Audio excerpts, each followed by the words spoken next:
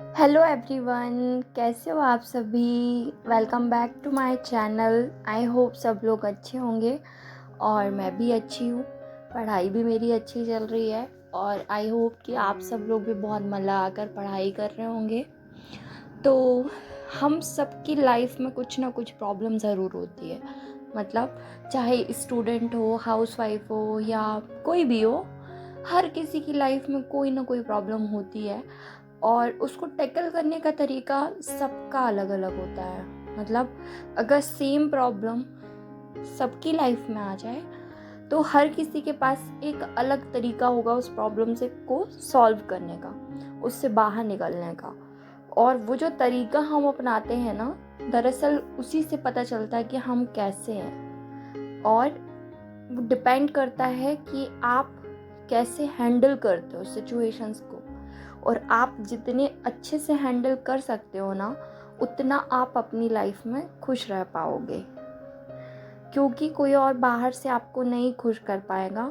और अगर बाहर से किसी चीज़ से आपको खुशी मिल भी रही है ना, तो वो थोड़ी देर की रहती है।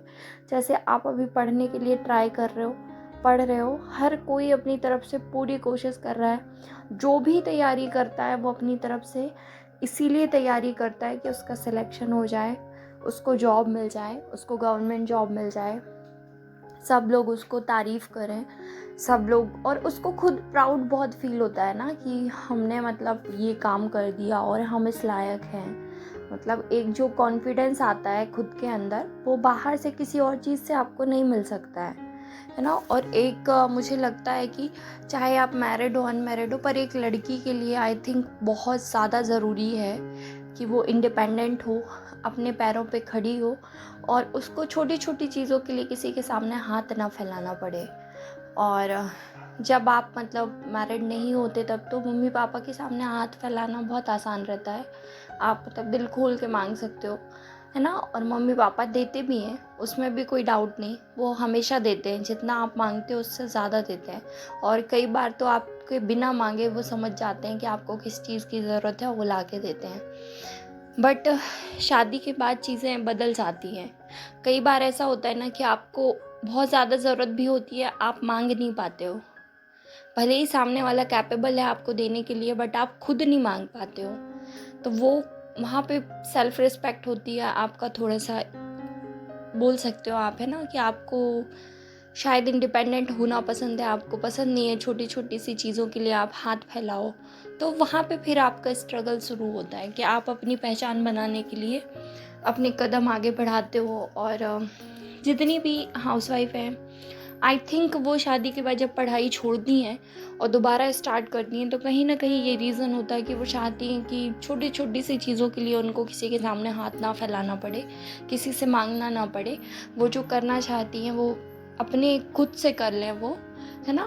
तो इसके लिए वो दोबारा कोशिश करती हैं कि हाँ, भगवान उनका साथ दे, मेहनत करें वो और सफल हो जाएं। तो जितने भी लोग मेरे साथ जुड़े हुए हैं, मैं उन सबको बोलूँगी कि अपने आप को थोड़ा सा समझने की कोशिश करो। पहली चीज़ कि आपको ये जॉब क्यों चाहिए, और दूसरी चीज़ कि आपका पढ़ाई में कौन सा तरीका बेस्ट है। मतलब आपको कैसे याद हो रहा है, मतलब सुन के याद हो रहा है, लिख के याद हो रहा है, बार बार पढ़ के याद हो रहा है आपको। जैसे आप नोट्स बनाते हो तो वो आपको 2 बार रिवाइज़ करने पे याद हो जाते हैं या 5 बार रिवाइज़ करना पड़ता है, या आपको 10 बार भी हो सकता है, 10 बार भी पढ़ना पड़े। तो थोड़ा सा आप प्रैक्टिस करके देखो। किसी भी टॉपिक को पढ़ो ना, तो उसको एक बार पढ़ो नोट डाउन करने के बाद, है ना। नोट डाउन करने के पहले आप उसको सुनोगे, लिखोगे, फिर पढ़ोगे। आप एक बार पढ़ो, दूसरी बार पढ़ो, तीसरी बार पढ़ो, चौथी बार कोशिश करो कि आंख बंद करके, जिसको माइंड रिकॉलिंग बोलते हैं, रिकॉलिंग मेथड सुनी होगी आपने, यूट्यूब पे तो बहुत वीडियोस पढ़े हैं। तो एक बार अपनी आंखें बंद करके सिर्फ उस टॉपिक को याद करो कि इस टॉपिक में मुझे कितनी चीज़ें याद हैं, है ना। तो फिर आपको पता चलेगा कि आपको 3-4 बार पढ़ने के बाद में 10% याद है, 20% याद है या 50% याद है। और अगर आपको 50% याद है तो ये बहुत अच्छी कंडीशन है आपकी, है ना। आपको समझ में आ जाएगा कि ओके, मतलब मुझे हर टॉपिक को कम से कम 4 बार या 5 बार पढ़ना पड़ेगा तब जाकर मुझे चीज़ें याद होंगी, और तब भी मुझे 50% याद हो रही है, यानी मुझे 2-4 बार और पढ़ना पड़ेगा। फिर आप पता है, अगर इस तरीक़े को अपना के आप एक टॉपिक प्रिपेयर करते हो ना, तो ट्रस्ट मी, अगला टॉपिक जो होगा ना वो उससे एक बार कम रिवीजन लगेगा आपको। ऐसा क्यों? क्योंकि आपको एक टॉपिक बहुत अच्छे से प्रिपेयर हो गया है, तो आपको थोड़ा सा कॉन्फिडेंस आएगा कि चलो मुझसे ये तो बन जाएगा, अब इसके बाद मैं अगला पढ़ती हूँ। तो इसी तरह से फिर रेगुलर रहोगे ना, कंटिन्यू रहोगे, तो ऐसा भी टाइम आएगा ना पढ़ते पढ़ते आपको कि सिर्फ आपको 2-3 बार पढ़ना पड़ेगा और वो टॉपिक आपको बिल्कुल पूरी तरह से याद हो जाएगा। तो उसके लिए लेकिन आपको बहुत मेहनत करनी पड़ेगी, मतलब आपको जूझना पड़ेगा, घंटों आपको बैठना पड़ेगा। तो पहले आप जो आपको इजी लगता है आप वहाँ से शुरू करो, आप उसको पढ़ो। आप मुझे कमेंट करके बताना कि आपको 2 रिवीजन में याद हो रहा है, 4 रिवीजन में याद हो रहा है कि 10 रिवीजन में याद हो रहा है। और इसमें कोई शर्म वाली बात नहीं है, ये मैं बता रही हूँ, सबके साथ अलग अलग है। जब मैंने पढ़ाई की शुरुआत की थी, मैंने भी बहुत गैप के बाद पढ़ाई की है। 2016 में मैं पास आउट हुई हूँ, उसके बाद मेरा पढ़ाई से कोई लेना देना नहीं था, ठीक है।